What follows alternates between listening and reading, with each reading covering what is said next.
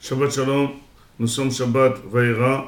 Les années précédentes, nous avons parlé de la Akedah, nous avons parlé de Khnasat Orhim. Ce Shabbat, nous allons parler et reparler de ce qu'on appelle Shlom Bayit.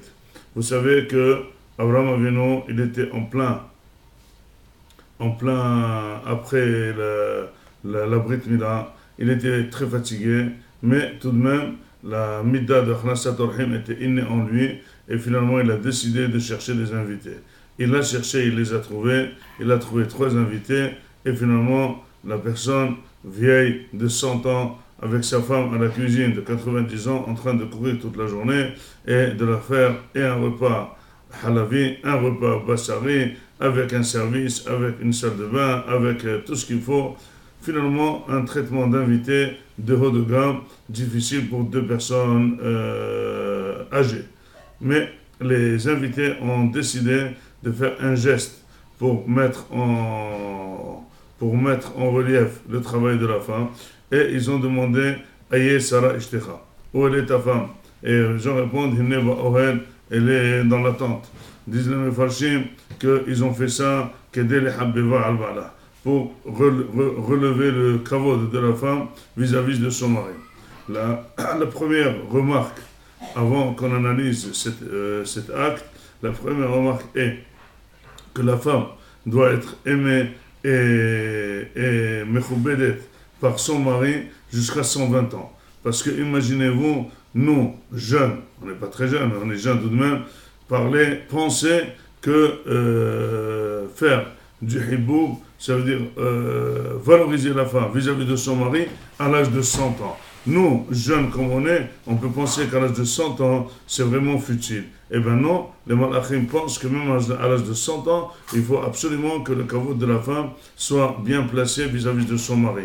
Et l'expérience montre que les malentendus qu'il peut y avoir dans un couple à l'âge de 20 ans et à l'âge de 30 ans, ils sont exactement copiés conformes à l'âge de 100 ans. Celui qui n'arrive pas à s'arranger, ou qui néglige, ou qui dénigre, etc., à la maison, eh bien, il le fera à 20 ans et il le fera à 100 ans. Le sentiment est le même. C'est pas parce qu'on a 100 ans qu'on n'apprécie pas sa femme, ou le contraire. Donc, ils ont décidé de relever la valeur de la femme vis-à-vis de son mari.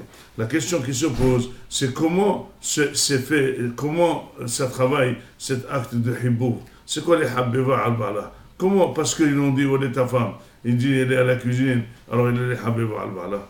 Et là, justement, la personne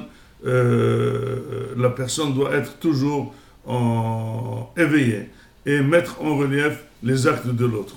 Plus la personne met en relief les actes de l'autre, puisqu'il y a de la considération. La considération, c'est le hiboub mitzvah. Mais cette considération peut se faire de manière intuitive par la personne elle-même, mais elle peut se faire par une personne étrangère.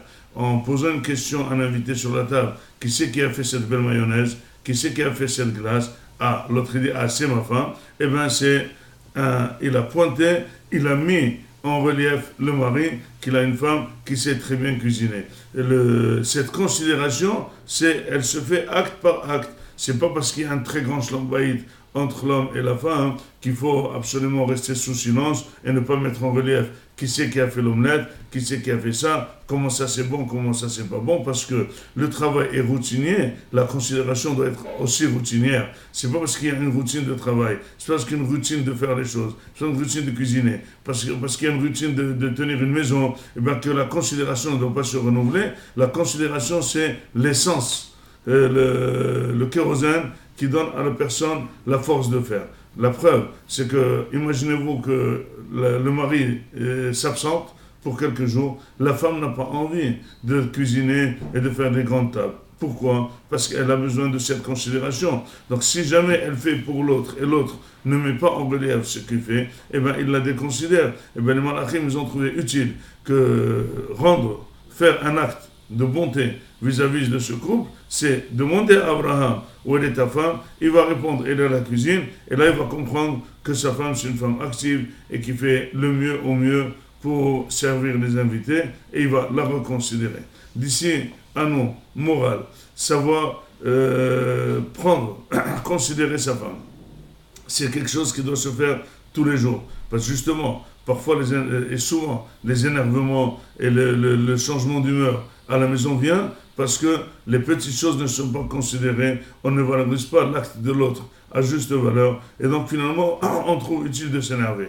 Mais plus on considère, et plus on est méhabeb, et plus on voit, et on met en relief ce que l'autre fait, et bien plus on est calme, et on est content de l'autre, et puis on fait passer l'éponge. Si jamais l'autre a oublié quelque chose, on n'a pas fait une chose comme il faut, parce qu'il a l'habitude de considérer. Une maison qui a l'habitude de mettre en relief les bonnes choses, on ne voit pas les mauvaises choses. Mais une maison où on ne met pas en relief les bonnes choses, et du mari et de la femme, eh ben, c'est une maison de remarques, c'est une maison d'insultes, c'est une maison que chacun pousse l'autre, pourquoi tu n'as pas fait, pourquoi tu n'as pas fait. Il y a des gens qui félicitent de ce qu'ils ont fait au lieu de voir ce qu'ils n'ont pas fait. Eh bien, c'est le même œil. Il peut être utilisé avec un numéro positif et raconter les choses qu'on fait. Il peut être cet œil utilisé avec un numéro négatif et voir que ce qu'on n'a pas fait. Voilà, les Malachim nous ont donné un shiur de Moussa. Posez une question à Yesira Ishtecha, Payed Garem, les Habib Isha al-Bala. Shabbat Shalom.